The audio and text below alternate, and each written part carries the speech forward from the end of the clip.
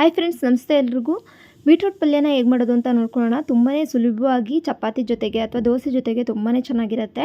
ಮಾಡೋದು ಹೇಗೆ ಅಂತ ನೋಡ್ಕೊಳ್ಳೋಣ ಬನ್ನಿ. ನಾನೊಂದು ಕುಕ್ಕರ್ನ ಇಟ್ಕೊಂಡಿದ್ದೀನಿ. ಈ ಕುಕ್ಕರ್ಗೆ ಒಂದು 2 ಸ್ಪೂನಷ್ಟು ಎಣ್ಣೆ ಹಾಕ್ಕೊಂಡಿದ್ದೀನಿ. ಎಣ್ಣೆ ಸ್ವಲ್ಪ ಬಿಸಿ ಆದಮೇಲೆ ನಾನು ಇದಕ್ಕೆ ಸಾಸಿವೆನೂ ಕೂಡ ಹಾಕ್ಕೊತಾ ಇದ್ದೀನಿ. ಸಾಸಿವೆ ಚೆನ್ನಾಗಿ ಚಿಟಪಟ ಅಂತ ಅಂದಮೇಲೆ ಒಂದು 2 ಸ್ಪೂನಷ್ಟು ಕಡಲೆಬೇಳೆ ಹಾಕೋತಾ ಇದ್ದೀನಿ. ಕಡಲೆಬೇಳೆ ಸ್ವಲ್ಪ ಚೆನ್ನಾಗಿ ಫ್ರೈ ಆಗಬೇಕು. ನೋಡಿ, ಈ ರೀತಿ ನಾವು ಕಡಲೆಬೇಳೆನ ಫ್ರೈ ಮಾಡ್ಕೊಂಡಿದ್ದಾದಮೇಲೆ ನಾನು ಹಸಿರುಮೆಣ್ಸಿಕಾಯಿ ಹಾಕೋತಾ ಇದ್ದೀನಿ. ಒಂದು 6 ಹಸಿರುಮೆಣ್ಸಿಕಾಯಿನ ಈ ರೀತಿ ಕಟ್ ಮಾಡಿಬಿಟ್ಟು ಹಾಕ್ಕೊಂಡಿದ್ದೀನಿ. ಹಾಗೆ ಸ್ವಲ್ಪ ಕರಿಬೇವಿನ ಸೊಪ್ಪನ್ನು ಕೂಡ ಹಾಕ್ಕೊಂಡು ಹಸಿರುಮೆಣ್ಸಿಕಾಯಿ ಎಲ್ಲ ಸ್ವಲ್ಪ ಖಾರ ಬಿಡೋವರೆಗೂ ಕೂಡ ಹುರ್ಕೊಬೇಕು.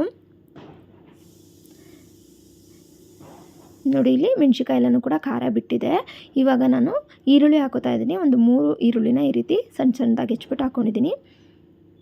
ಈರುಳ್ಳಿ ಏನು ಜಾಸ್ತಿ ಫ್ರೈ ಮಾಡಬೇಕು ಅಂತೇನಿಲ್ಲ, ಒಂದು ಮೀಡಿಯಮಾಗಿ ಫ್ರೈ ಮಾಡಿಕೊಂಡ್ರೆ ಸಾಕು. ಜಾಸ್ತಿ ಹೊತ್ತೇನು ಫ್ರೈ ಮಾಡ್ಕೊಬೇಕೇನಿಲ್ಲ, ಸ್ವಲ್ಪ ಕಲರ್ ಚೇಂಜ್ ಆದರೆ ಸಾಕು. ಈಗ ನೋಡಿ, ಸ್ವಲ್ಪ ಈರುಳ್ಳಿ ಫ್ರೈ ಆಗಿದೆ.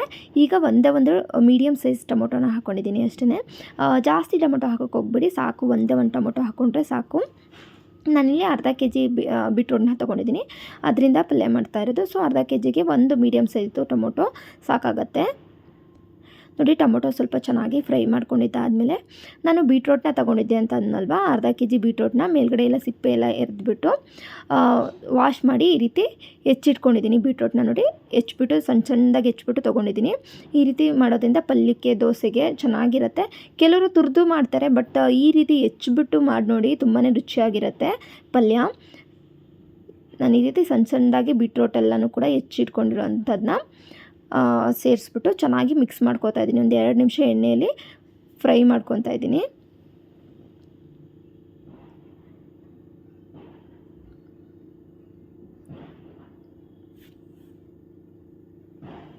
ನೋಡಿ, ಚೆನ್ನಾಗಿ ಈ ರೀತಿ ಒಂದು 2 ನಿಮಿಷ ಹುರ್ಕೊಂಡಿದ್ದಾದಮೇಲೆ ನಾನು ಇದಕ್ಕೆ